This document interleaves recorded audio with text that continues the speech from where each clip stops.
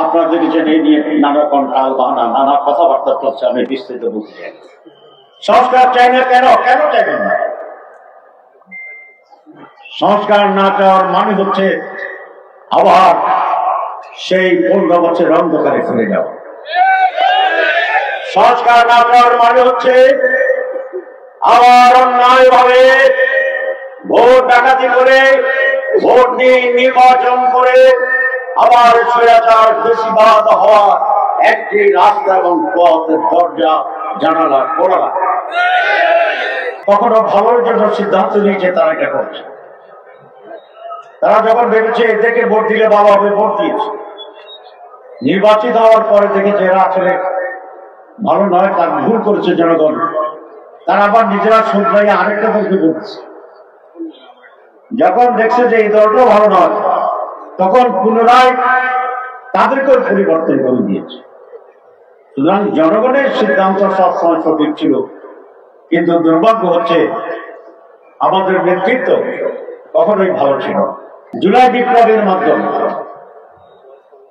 স্বৈরাচারের শুধু পতন নয় বিতরণ হয়েছে। আপনার দেখেছেন এখানে অনেক জীবন এবং রক্ত দিতে হয়েছে, ঠিক না? মানুষ আশা করেছে এবার বোধহয় সত্যিকার পরিবর্তন হবে, নেতারা বুঝবে এবং কিছুটা শুনলাম। আমরা জুলাই বিপ্লবের পরে ইন্ডিয়ান গভর্নমেন্ট যেটি গঠিত হয়েছিল আমাদের সহযোগিতা, তারা 3টি কাজের কথা বলেছিল আপনারা জানেন। তারা বলেছিল যারা খুন করেছে লুটপাট করেছে তাদের বিচারকে আমরা দৃশ্যমান করব, আমরা সংস্কার করব, রিফর্ম। বাংলাদেশ পরিচালনার নীতিতে বাংলাদেশের শাসনতন্ত্রে রাজনৈতিক শিষ্টাচারে ক্ষমতার ভারসাম্য রক্ষা নানা জায়গায় প্রশাসনে গুড গভর্নেন্সে আমরা পরিবর্তন করব।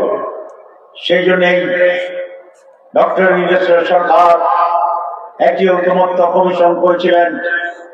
আমরা 31টি রাজনৈতিক দল মাসের পর মাস নানা বিষয় আলোচনা করে আমরা কতিপয় সংস্কারের সুপারিশ করেছিলাম, কিন্তু আনফরচুনেটলি হঠাৎ করে তারা বললেন যে এই সনদের সিগনেচার করছি তারা মানে না। প্রসেসের সময় অনেক চেষ্টা করেছিল না বলতে, আলহামদুলিল্লাহ আমাদের ভূমিকায় সেটা পারেনি, তারা বাধ্য হয়েছে।